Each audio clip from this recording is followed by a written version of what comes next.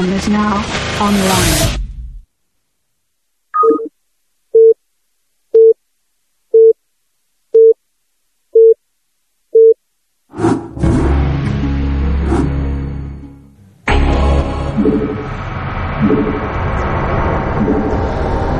Alright, here we are in game 2. We have Rock in the 12 o'clock position, and we have Bogus over at the 3 o'clock in the purple.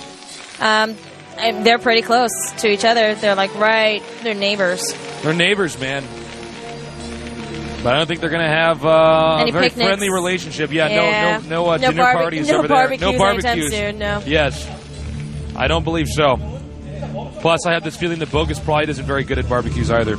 I think we are going to... Oh, look at this. Here's our stats. All right. So according to the Korean viewers, they're giving Rock 62% to win over Bogus 39%. Actually, I'm pretty surprised that it's even 39. That's pretty high up there. Although TheROCK is a very seasoned player, so probably the safer choice to pick TheROCK. Plus, after that last game we saw, it does appear as though TheROCK is playing stronger, and it definitely has a better grasp on the game strategically. Oh, absolutely. He's been around longer. Bogus is, again, very, very new. I'm sure he's just been sitting around practicing, and you can tell like he's got a set strategy that he wants to do in every single game, and he only does that the moment it has to make some sort of variation. The kid gets really flustered, and so this is definitely a growing experience for him. I think this is I think so. This is a good chance for him to be able to think a little more spontaneously, hopefully. Yeah, hopefully. We'll see if he plays better this game, though. We did see Bogus take out Firebat Hero, which I think blew everybody's mind. I'm sure Firebat Hero just watched this last game going, I lost to him. Those games are pretty short and funny, too. Well, let's see here. Again, TheROCK not scouting yet, which means his build order is one that he doesn't really need to get inside of his opponent's base for it to be executed. All right, you smart Alex. 62 plus 39 is 101. It is because the system likes to round up, and sometimes we'll have that 1 extra %, so no need in pointing that out. Can't please everyone. Can't please all the nerds. Looks like, well, let's see here. What should we be expected from Bogus? Bogus needs to secure his high ground early on. A lot of good Protoss players go for really fast Dragoon rushes on this map to try to keep the Terran player matted down.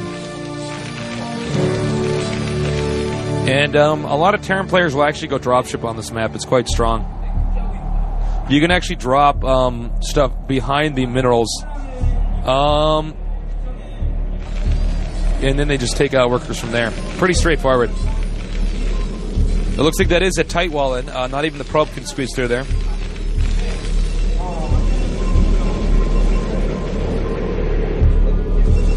Okay, so there's that one lone Zealot. Is going to be going down there. I think pretty soon here we're going to have some harassment come on here. I don't know if the Marine can fit through there. That's what I was actually asking myself. Oh! He does fit through. That was close. That would have been huge if he had lost that first Marine. That actually could have been GG.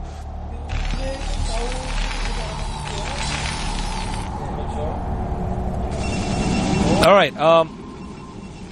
We may see an expansion come up here. Either that or a Robo Bay for either observers or reavers.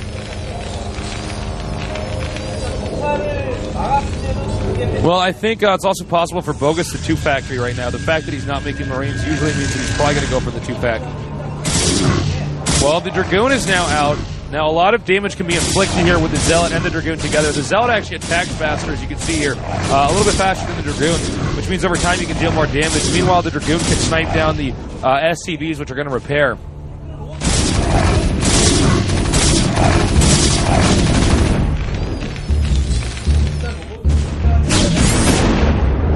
All right, looks like he is continuing to deal some damage here. However, it hasn't been too effective so far. I think we're seeing a starport. I'm guessing that's what that big purple blob is at the top. There it is. Starport there for the Terran. But Bogus has to defend adequately here if he wants to even get this starport into the part where it's actually doing something. There is the siege mode. Barely gets out of there in time. A very action-packed game here right off the bat. Bogus is back with a vengeance. I think both these guys are using the correct build orders on this map. This is really the way to do it seems. You get the fast drop ship so you can harass the Protoss if he overextends himself. Protoss seems to know that, though, so he just goes for a lot of units early on with observers, so he has good defense before he moves out and tries to develop a healthy economy.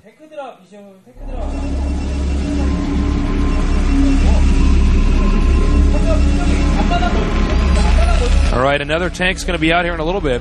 I guess we may see a tank drop here pretty soon. There's a conga line of goons ready for the music to play. And... all right, so what do you think that Bogus could do to get a step ahead of Rock? Well, he might go ahead and do some dropship harassment and then maybe take an island with the dropship as well. And probably do some type of double expand mid to late game timing push. That's what I would do if I was Bogus, but we'll see exactly how Bogus plays that out. Last time Bogus didn't do what I expected. He pushed it way too late. Yeah, well, there goes the dropship. Okay, he's moving out now. Now, as you can see here, the Protoss didn't expand. The Protoss isn't going to fall for that trick. And this actually could be really bad. This is not where a dropship wants to be right now! That was close. Really doesn't get much closer than that.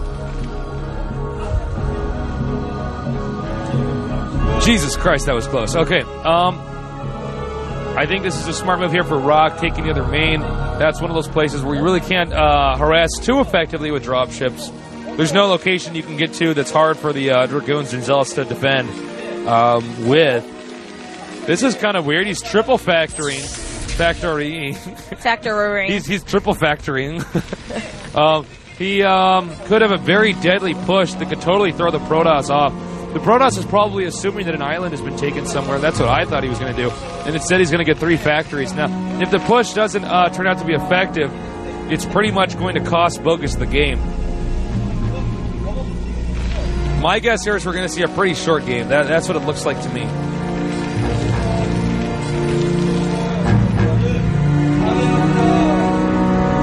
As you guys know, this map is not a new map. It's actually pretty old school. It's been recycled over and over. Very old map here. Okay. He's barely going to get this dropship bite. You can see Rock senses danger, though. The Rock has to be ready to defend this. He has to be ready to defend this. If he loses a lot of probes and the timing push comes out, it's going to be GG. All right, here he comes. Here he comes. The tanks are out. He's got to move the probes away. He could go take the dropship out. He's moving over there. Oh, very nice save by dropship. By the dropship. All right, he's gotten another dropship. This is a very unusual build that Terran's doing here. You almost never see Terran expand so late. Well, he hasn't even expanded yet, but I assume that when he does expand, it's going to be pretty damn late. In this dropship, you can see the Rock is hunting around the map. He's looking for the dropship. He's trying to intercept it. Bogus has managed to slip through, though, undetected so far. Now comes what looks like the timing push. Protoss has to be ready. And now is the moment of truth. He needs to push everything out. Rock has to come in here at a really good angle. It looks like actually, well, he has 2 dropships as well, which is a bit weird. Looks like he's actually going to go for some harassment along with the other push. Maybe drop somewhere, force his opponent to bring Dragoons back, and then move in while the Rock can't focus on the middle of the map. That would be my guess.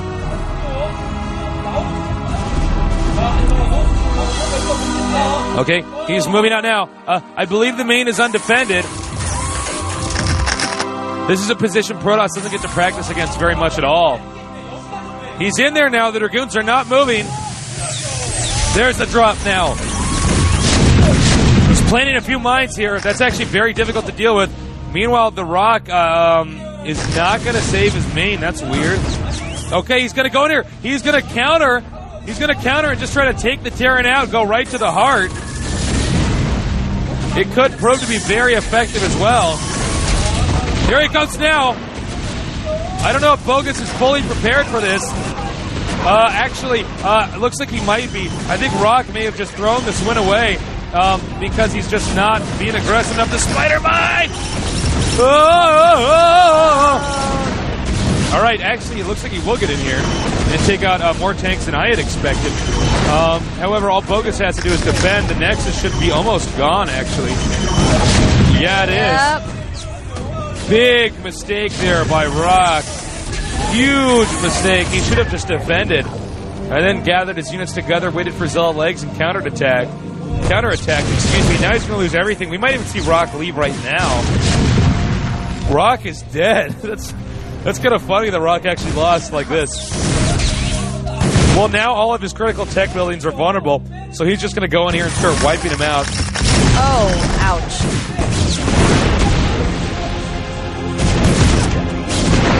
Okay, here we go.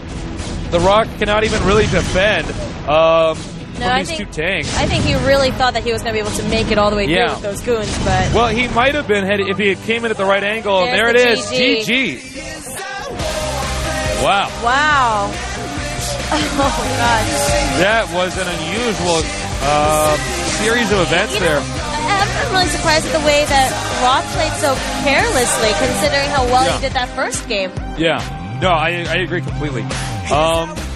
Well, you know what? Looks like Bogus' style worked.